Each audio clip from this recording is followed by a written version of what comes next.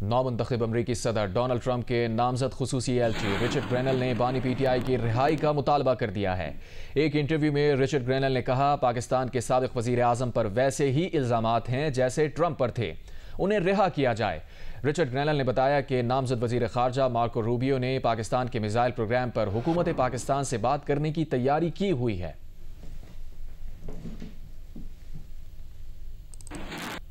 नामजद अमरीकी नुमाइंदा खुसूसी रिचर्ड ग्रेनल के बयान पर अपने रद्द अमल में चेयरमैन पीटीआई ने कहा है कि बानी पीटीआई की आज़ादी पाकिस्तान के आइन और कानून के मुताबिक होगी। बानी पीटीआई की रिहाई पाकिस्तानी अवाम की शराकत से और अदालतों के जरिए होगी। तहरीक इंसाफ किसी भी मुल्क बशमूल अमरीका की मदद की ख्वाहिशमंद नहीं। पीटीआई किसी मुल्क से ना दरख्वास्त करेगी ना तवक्को रखती है। हम उन तमाम अफराद का शुक्रिया अदा करते हैं जो बानी पीटीआई की रिहाई के लिए कोशा हैं। इन बयानात से हटकर भी जो भी बानी की रिहाई की कोशिश कर रहा है उसका शुक्रिया अदा करते हैं। जहां तक बानी की रिहाई का ताल्लुक है, ये पाकिस्तान के आइन और कानून के मुताबिक होगी। सवाबी जलसे में भी कहा था कि पाकिस्तानी आइन के मुताबिक बानी पीटीआई की रिहाई होगी।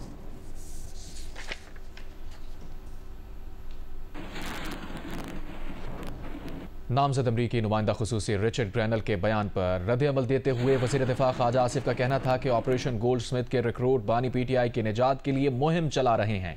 वो पाकिस्तान के मफादात के खिलाफ भरपूर मुहिम चला रहे हैं। इन अनासिर को इसराइल की भरपूर हिमायत हासिल है। ये अनासिर मीडिया में तवातुर के साथ गुफ्तगू कर रहे हैं। इससे साफ जाहिर होता है कि बानी पीटीआई इसराइली असासा है। बानी पीटीआई के जरिए वो वाहिद मुसलमान एटमी कुव्वत को खुदा न खास्ता सर निगू करना चाहते हैं। बानी पीटीआई के लिए मगरबी दुनिया में चंद आवाज़ें उठ रही हैं। उन पर यह वाज़ेह होना चाहिए कि हम पाकिस्तानी अपने मफादात का तहफ़्फ़ुज़ करना जानते हैं। हमारी अव्वल व आखिर तरजीह सिर्फ और सिर्फ पाकिस्तान है। साबिक़ वज़ीर आज़म राजा परवेज़ अशरफ का कहना है कि पीटीआई ने ताहाल कोई चार्टर ऑफ डिमांड पेश नहीं किया, मगर इतनी ज़्यादा तवक्कुआत भी ना रखी जाएं जो पूरी ना हो सकें। पंजाब हुकूमत से जो शिकायत थी वो मान ली गई है। उम्मीद है कि मकामी सतह पर मामलात हल हो जाएंगे। लाहौर में प्रेस कॉन्फ्रेंस करते हुए राजा परवेज़ अशरफ का कहना था, हमें पंजाब में कुछ शिकायत थी, उस पर मुशावरत हुई, हमारी बात को तस्लीम किया गया। जिन अजला में हमें अक्सरियत है वहाँ लोकल सतह पर चेयरमैनशिप दी जाएगी।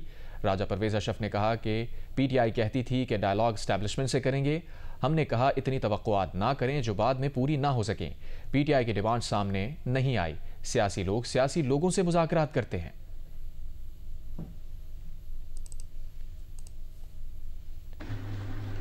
रहनुमा JUI सेनेटर कामरान मुर्तज़ा ने दावा किया है कि हुकूमत और JUI के दरमियान तमाम इख्तलाफात दूर हो गए हैं।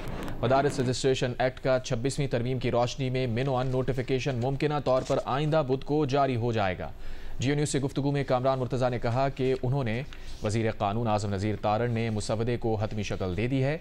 कामरान मुर्तज़ा से सवाल किया गया कि अल्लामा ताहिर अशरफी के मुतालबात का क्या होगा, तो उन्होंने जवाब दिया कि ये तय हो गया है कि कुछ अरसे बाद इस एक्ट में एक और तरमीम आएगी।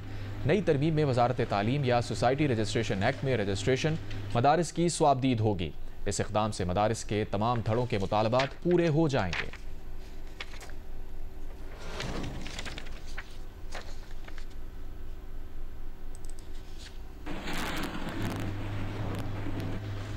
सिक्योरिटी फोर्सेस का जनूबी वज़ीरिस्तान के इलाके सरारोगा में इंटेलिजेंस बेस्ड ऑपरेशन में 13 खवारिज हलाक कर दिए गए।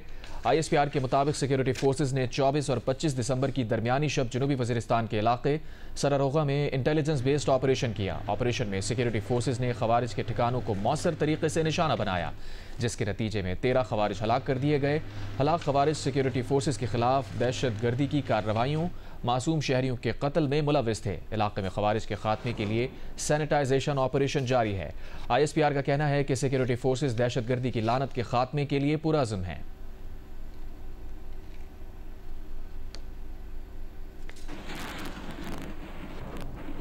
अफगान वजारत खारजा ने एक बयान में कहा है कि अफगान हुकूमत ने पाकिस्तान के नाज़िमुल अबूर को तलब करके एहतजाज किया है। अफगान वजारत खारजा के मुताबिक पाकिस्तान की बमबारी से 46 अफराद की हलाकत के खिलाफ बाज़ाब्ता एहतजाज रिकॉर्ड कराया गया है।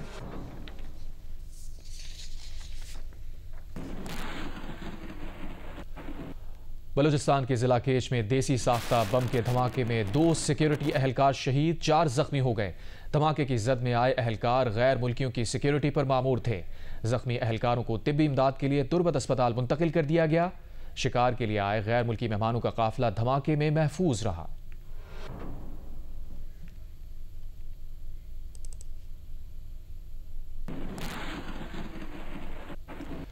डेरा गाजी खान में 6 साला बच्चा 14 इंच कुतर की 200 फुट गहरे ट्यूबवेल के पाइप में गिरकर जाँ बहक हो गया। 4 घंटे के बाद बच्चे की लाश निकाल ली गई। रेस्क्यू के मुताबिक कस्बा काला में 6 साला नवाब उस वक्त बोरिंग के पाइप में गिर गया जब वो दीगर बच्चों के साथ खेलते हुए पाइप के अंदर मुंह डालकर देख रहा था। बच्चे को निकालने के लिए 4 घंटे रेस्क्यू ऑपरेशन जारी रहा, जिसके बाद बच्चे की लाश निकाल ली गई। जिला इंतजामिया का कहना है कि जिम्मेदारान के खिलाफ कानून के मुताबिक कार्रवाई की जाएगी। कराची में ट्रैफिक जैम के मसाइल पर आईजी सिंध गुलाम नबी मेमन ने ट्रैफिक पुलिस के 5 SSPs तब्दील कर दिए।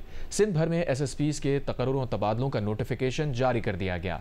सेंट्रल पुलिस ऑफिस से जारी नोटिफिकेशन के मुताबिक शौकत अली कथियान SSP ट्रैफिक मलीर, सैयद कमर अब्बास रिजवी को SSP ट्रैफिक सेंट्रल, सुहाय अजीज तालपर को SP ट्रैफिक साउथ कराची तैनात किया गया है। सादत अली यासीन को AIG forensic division, Syed Mohammad Ali Raza को SP RRF अल-फला बेस मुकर्रर किया गया है। Azam Jamali police training institute Saidabad के प्रिंसिपल जबकि फरा अमरीन को SP police training institute Razzakabad तैनात किया गया है। जारी नोटिफिकेशन के मुताबिक आबिद कायम खानी AIG टेलीकम्युनिकेशन और अली अनवर सुमरो को SP police training centre Saidabad तैनात किया गया है।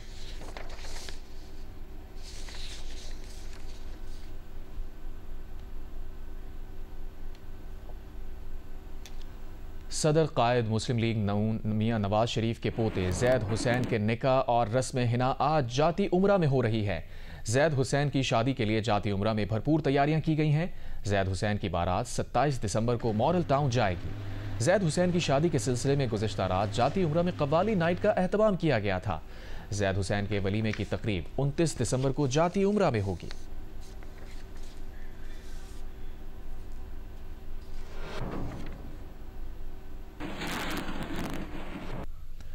दुनिया भर में क्रिसमस की तकरीबात हुई।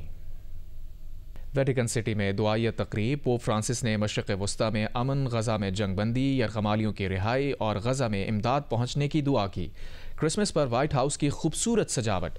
अमरीकी सदर बाइडन ने मुबारकबाद पैगाम के साथ वीडियो शेयर की।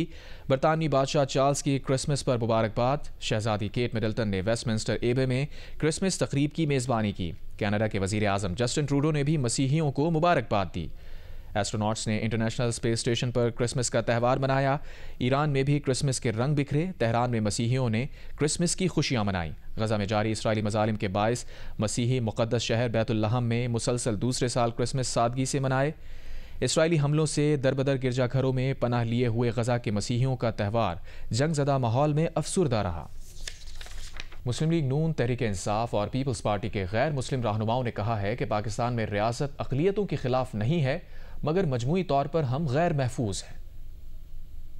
पाकिस्तान में जो गैर मुस्लिम हैं वो अपने आप को कितना महफूज समझते हैं। मैं ये नहीं कहूँगा कभी भी कि स्टेट स्पॉन्सर्ड जो है वो टार्चर है, कभी कोई ऐसी बात नहीं, लेकिन हमारे यहाँ पे भी बहुत सारे ऐसे वाक़यात होते हैं जिसके लिए लोग कहते हैं कि टॉलरेंस की ज़रूरत है। मैं कहता हूँ उसके लिए हमें एक्सेप्टेंस की ज़रूरत है। यहाँ पे ज़ाती मफादात देखे जाते हैं, पार्टियों के भी मफादात होते हैं, इंडिविजुअल्स के मफादात होते हैं। जब जहाँ मफादात की बात होती है तो वहाँ पे मज़हब के नाम के ऊपर बहुत सारी तकालीफ जो है वो दी जाती हैं।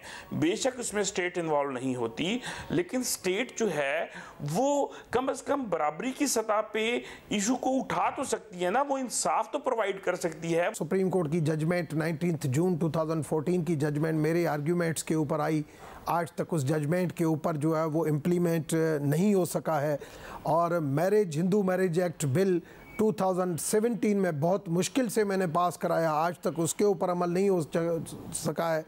अगर फोर्स्ड सिंध में भी नहीं अमल दरामद हुआ, कहीं पे भी। सर सिंध में देखे ना, फोर्स्ड कन्वर्जन का बिल आया, सिंध में बिल पास हुआ, मगर ऐसी धमकियां आई जो 5% एलिमेंट्स हैं, 5% एलिमेंट्स ऐसे हैं जो आज भी जब हिलते हैं तो पूरी पब्लिक एक तरफ हो और वो बिल वापस लेना पड़ा। सुप्रीम कोर्ट के फैसले पे अमल दरामद नहीं होता, पार्लियामेंट बिल पास करती है उस पर अमल दरामद नहीं होता, तो ये कायद-ए-आज़म के पाकिस्तान में पार्लियामेंट को मजबूत बनाने के लिए शहबाज शरीफ साहब की हुकूमत जो है वो इतनी बेबस क्यों नजर आती है? इलेक्शन कमीशन में अमेंडमेंट हो और पार्टी से जो है पार्टी पाबंद हो 20 या 25 या वट एवर जो भी आबादी के तनासब से कि वो हमें जनरल सीटों पर इलेक्शन लड़ाए, फिर इससे जो है हम अंगी भी पैदा होगी। रिस्पेक्ट होनी चाहिए और रिस्पेक्ट होती है बराबरी की सतह पे। मैं कहता हूँ जनरल सीट के ऊपर जब तक जो नॉन मुस्लिम कम्युनिटी के वोट ड्यूल वोट के जरिए, जैसे आज़ाद कश्मीर के लोग उधर भी वोट देते हैं, उधर भी वोट देते हैं।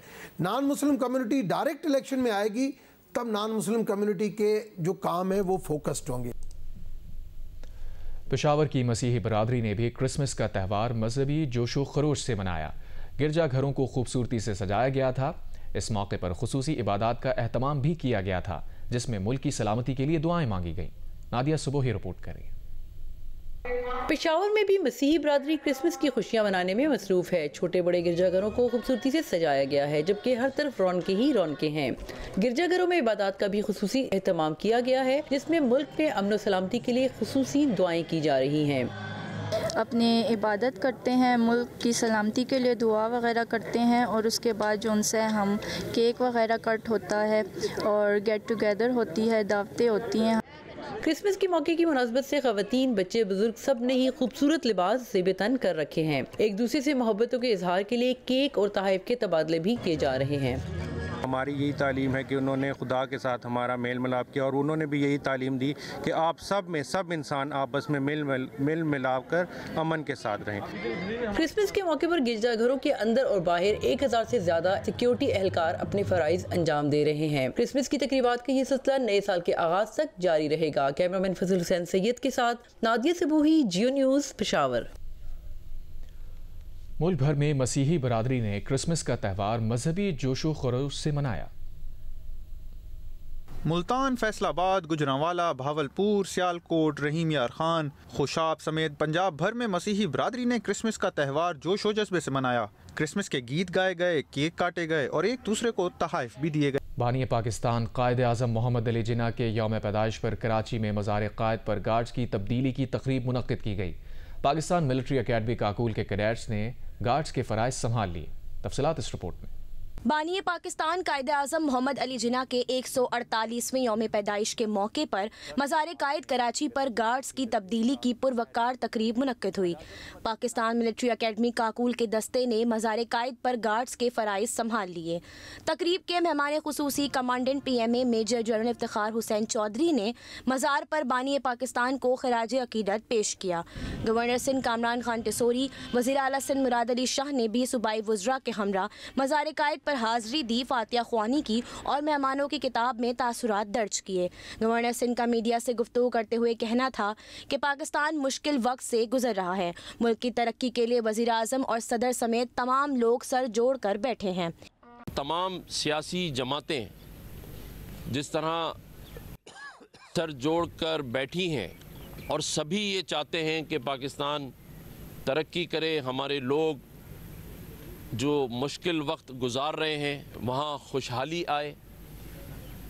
हम सब मिलजुल कर इस मुल्क को तरक्की देने में अपना अपना हिस्सा डालें। इस मौके पर वज़ीर आला सिंध मुराद अली शाह का कहना था कि फ़लस्तीन और कश्मीर में मजलूमों पर जुल्म व बर्बरियत बंद की जाए। बर्बरियत पर पूरी दुनिया को आवाज़ उठानी चाहिए। इस दुनिया को हमने अमन का गहवारा बनाना है, तो ये बर्बरियत चाहे वो फ़लस्तीन में हो जाए, चाहे कश्मीर में हिंदुस्तानी बर्बरियत हो, उसका पूरी दुनिया ने ना सिर्फ नोटिस लेना है बल्कि उसका ख़ात्मा करना है। इसलिए कि आज कहीं और कल उनकी तरफ भी ये मसला पैदा हो सकता है जो कि इस बर्बरियत की मजम्मत नहीं करते। कोर कमांडर कराची और तीनों मुसल्लह अफवाज के नुमाइंदगान, सिंध असम्बली के opposition leader Ali Khurshidi, mayor Karachi Murtaza Wahab और कौमी क्रिकेटर शाहीन शाह आफरीदी समेत दीगर ने मज़ार कायद पर हाज़री दी और फातिहा ख्वानी की। कैमरामैन अदनान हैदर के साथ शवाला असलम, जियो न्यूज़, कराची। जियो स्पोर्ट्स में आपको बताएं, वर्ल्ड एथलेटिक्स से मंजूर शुदा पाकिस्तान की पहली मैराथन रेस कराची मैराथन 5 जनवरी को होगी। सीव्यू पर होने वाली इस मैराथन के लिए शहर के रनर्स भरपूर अंदाज में तैयारियां कर रहे हैं। मज़ीद तफसीलात बता रहे हैं फैजान लखानी। कराची के सुबह इन दिनों समंदर की लहरों के संग सीव्यू पर दौड़ने वालों के जोश और जज्बे के साथ शुरू होती है। मुख्तलिफ तबकों के अफराद सांसों को कदमों के साथ हम आहंग करते कराची मैराथन की तैयारियों में मसरूफ हैं। रेस डायरेक्टर शोएब निजामी के मुताबिक इस बार कराची मैराथन वर्ल्ड एथलेटिक्स से मंजूर शुदा है, जिससे मुकामी रनर्स को काफी फायदा होगा। इस साल अच्छी बात है कि हम लेबल रेस हो गए। लेबल रेस का मतलब होता है कि जो लोग भागेंगे इसके अंदर वो क्वालिफाई कर सकते हैं इंटरनेशनल किसी भी मैराथन के लिए। कराची मैराथन में जहां नौजवान रनर्स अपनी सलाहियतों का लोहा मनवाने को तैयार हैं, वहीं मुअम्मर रनर्स भी ये साबित करना चाहते हैं कि age is just a number. Yes, age is a number. If you keep training, if you stay active, तो age is just a number. At my age, which is almost 72, it's not easy to do it. इस बार खवातीन runners की भी एक बड़ी तादाद मुकाबले पर मौजूद होंगी। एक सेंस ऑफ अचीवमेंट जो आपको मिलती है ना इस चीज के बाद, आई थिंक उसका कोई कंपैरिजन है नहीं। मैं 1 किलोमीटर भी नहीं सोच सकती थी मैं भाग सकती हूँ, and today I am doing 34, I am doing 10 on certain days. यहाँ पे स्टॉप नहीं हो जाएगा। 5 जनवरी के बाद एक न्यू मेरी जर्नी स्टार्ट होगी इंशाल्लाह। शहर की रनिंग कम्युनिटी से ताल्लुक रखने वाले नुमाया एथलीट्स का कहना है कि कराची मैराथन मुकामी रनर्स के लिए एक अच्छा मौका है। अगर आप अपनी साइकोलॉजी इसी तरीके से चलें जिस तरह आप चलते आए हैं, how you have gone to build this up, तो आई थिंक वो आपको ज्यादा असिस्ट करता है। आपकी रनिंग होती है, ट्रेनिंग होती है, लेकिन मेंटली स्ट्रांग होना बहुत जरूरी है। पहले जब हम रन करते थे तो इतने लोग नहीं होते थे। आजकल मैं देखता हूँ कि एक बहुत जबरदस्त सा माहौल बना होता है। कराची मैराथन सिर्फ एक रनिंग इवेंट ही नहीं, बल्कि ये कराची की जिंदा दिली, बर्दाश्त और कामयाबी के जज्बे का आईनादार है। 5 जनवरी को ये रनर सिर्फ अपने अहदाफ के लिए नहीं, बल्कि एक नए और पुरजोश कराची के लिए दौड़ेंगे। कैमरामैन मोहम्मद साजिद के साथ फैजान लखानी, जियो न्यूज, कराची। पाकिस्तान और जनूबी अफ्रीका के दरमियान 2 मैचेस पर मुश्तमिल टेस्ट सीरीज आज सेंचुरियन में शुरू होगी। जनूबी अफ्रीका में टेस्ट सीरीज जीतने का अज़म लिए पाकिस्तान क्रिकेट टीम ने बॉक्सिंग डे टेस्ट के लिए फाइनल 11 का ऐलान कर दिया। फास्ट बॉलर मोहम्मद अब्बास की 3 साल बाद टीम में वापसी हुई है। जनूबी अफ्रीका के खिलाफ वनडे सीरीज जीतने के बाद अब पाकिस्तान टीम की नजरें टेस्ट सीरीज पर भी अपने नाम करने पर मरकूज हैं। रेड बॉल क्रिकेट में भी जनूबी अफ्रीका पर हावी होने के लिए पाकिस्तान क्रिकेट टीम ने सेंचुरियन में भरपूर प्रैक्टिस की। कौमी खिलाड़ियों ने बैटिंग, बॉलिंग और फील्डिंग की ड्रिल्स की। पाकिस्तान क्रिकेट टीम के कप्तान शान मसूद ने मैच से कबल मीडिया से गुफ्तगू में कहा कि सेंचुरियन की कंडीशन सीमर्स बॉलर्स को मदद करेगी, लेकिन बैटिंग के लिए भी कंडीशन अच्छी होगी। ऐसा लगता है कि पिच ऐसी है जो सीम बॉलिंग के लिए कंड्यूसिव होगी, बट ऑब्वियसली ग्राउंड ऐसा है कि इधर जो आपके स्कोरिंग शॉट्स होते हैं वो आपको उसकी वैल्यू हमेशा मिलती है। हाई फेल्ट है, ऊंचाई पर है, तो ऐसी जगह जहां आपको आई थिंक बैटिंग और सीम बॉलिंग आई थिंक की एलिमेंट्स होंगे किसी भी लाइनअप के, जैसे आपने साउथ अफ्रीका की लाइनअप देखी। मैच के लिए पाकिस्तान की प्लेइंग 11 का भी ऐलान कर दिया गया है। पाकिस्तान 4 फास्ट बॉलर्स के साथ मैदान में उतरेगा। प्लेइंग 11 में फास्ट बॉलर मोहम्मद अब्बास की अगस्त 2021 के बाद वापसी हुई है। टीम में शान मसूद, साइम अयूब, बाबर आजम, कामरान गुलाम, मोहम्मद रिजवान, सऊद शकील, सलमान अली आगा, आमिर जमाल, नसीम शाह, खुर्रम शहजाद और मोहम्मद अब्बास शामिल हैं। पाकिस्तान और जनूबी अफ्रीका के दरमियान सेंचुरियन टेस्ट पाकिस्तानी वक्त के मुताबिक दिन 1 बजे शुरू होगा। साबिक कप्तान यूनुस खान का कहना है कि चैंपियंस ट्रॉफी पर पीसीबी का मौक़िफ़ बेहतरीन था। अच्छी बात है, पाकिस्तान में बड़ा टूर्नामेंट हो रहा है। साइम अयूब और फ़खर जमान फॉर्म में हैं। अगर साथ खेलेंगे तो वनडे में 400 रन और T20 में 250 रन भी कर सकते हैं। पीसीबी ने बहुत अच्छा स्मार्टली ये मूव किया कि अगर मैं बात करूँ आज से 2-3-4 साल पहले की बात करूँ तो मैं ये नहीं कह रहा हूँ कि छोटी या बड़ी टीम होती है, लेकिन जब आप अपने से 1 नंबर ऊपर या 2 नंबर ऊपर की रैंक की टीम से खेलो तो आपको फ़ायदा होगा। अभी हमने रिसेंट पास में देखा कि पाकिस्तान ने जिस तरह ऑस्ट्रेलिया में जाके जीता, उसके बाद वनडे सीरीज़ जीती, उसके बाद अगर मैं इस आउटगोइंग जो साउथ अफ्रीका की सीरीज़ हो रही है उस पर देखिए, जब आप जो टॉप की रैंक की टीम होती है या टफ कंडीशन में जाके खेलते हो तो ये खेलना है। लेकिन फ़खर जमान को यहाँ ज़रूर होना चाहिए। उसकी वजह ये है कि देखिए, अगर साइम अयूब और फ़खर जमान जैसे प्लेयर अगर फॉर्म में हैं और खेल रहे हों तो क्या लगता है हमें 400 रन कहीं भी नहीं गए 50 ओवर में। तो मेरे ख्याल से इसी तरह T20 में अगर ये साथ रहे, बड़ी कम कंप्रोमाइज़ हुई है। अगर मैं साइम की बात करूँ, मैं फ़खर जमान की बात करूँ तो T20 की क्रिकेट आती है तो उनको नीचे नंबर्स पे खेलना पड़ता है। अगर ये दोनों प्लेयर या उसके बाद जो आपके और टॉप के प्लेयर हैं इनको ज़्यादा मौका मिले और T20 में या 50 ओवर्स की क्रिकेट में ज़्यादा मौका मिले तो देखिए ये 200-250 रन जो T20 की हम बात कर रहे हैं जो हम नहीं कर पाते, ये सामने ही है। फास्ट बॉलर शाहीन शाह आफरीदी ने कायद आज़म की यौम विलादत पर मज़ार कायद पर हाज़िरी दी। मीडिया से गुफ्तगू में शाहीन आफरीदी ने कहा कि ICC चैंपियंस ट्रॉफी की तैयारियां अच्छी हैं। भारतीय टीम पाकिस्तान आती तो मेहमान नवाजी करते। हमें इतना प्यारा मुल्क दिया हुआ है और हमारा फ़र्ज़ है कि इस मुल्क के परचम को हमने हाई रखना है। हम क्रिकेटर्स और स्पोर्ट्समैन जितने भी हैं, हमारा भी एक है कि हम इस मुल्क के परचम को हमेशा हाई रखें। तैयारी तो हमारी काफ़ी अच्छी जा रही है। हम आप लोगों ने रिसेंटली वनडे भी देखे हैं, सोफल ये और भी अच्छा होगा। हमारे पास अभी ट्राई सीरीज़ है, उसमें भी हमारे पास वनडे होंगे, तो जो टीम की कॉम्बिनेशन है इंशाल्लाह आप लोगों को अच्छी नज़र आ रही है। अगर वो आते हैं तो हम उनकी मेहमान नवाजी कर लेते हैं, क्योंकि पाकिस्तान में जो भी आते हैं मेहमान नवाजी काफ़ी अच्छी होती है। अब नहीं आ रहे तो हम कुछ नहीं कर सकते, मुकाबला है वो किसी भी मैदान में हो इंशाल्लाह। चैंपियंस टी20 कप स्टैलियंस ने जीत लिया। फाइनल में मार्कोर्स की टीम 200 रन का हदफ हासिल करने में नाकाम रही। 5 गेंदें कबल 124 रन पर आउट हो गई। मोहम्मद अली 3, जहादात खान और उस्मान तारिक ने 2-2 विकेटें हासिल की। स्टैलियंस के यासिर खान ने शानदार सेंचुरी स्कोर की बदौलत मुकर्ररा ओवर्स में 5 विकेट के नुकसान पर 199 रन बनाए थे। फाइनल मैच जियो सुपर से बराह रास्त नशर किया गया। पिंडी क्रिकेट स्टेडियम में चैंपियंस टी20 कप के फाइनल मैच में स्टालियंस ने टॉस जीतकर पहले बैटिंग की। ओपनर यासिर खान ने 57 गेंदों पर 7 छक्कों और 5 चौकों की मदद से शानदार सेंचुरी स्कोर की। जहादात खान 22 रन बनाकर नॉट आउट रहे, जबकि कप्तान मोहम्मद हारिस ने 21 रन बनाए। स्टालियंस का स्कोर मुकर्ररा ओवर्स में 5 विकेट के नुकसान पर 199 रन रहा। आकिब जावेद ने 2, नवाज, इमरान जूनियर और फैजान ने 1-1 विकेट ली। बाद में मार्कोर्स की टीम 19.1 ओवर्स में 124 रन बनाकर आउट हो गई। मोहम्मद फैजान 43 रन बनाकर नुमाया रहे।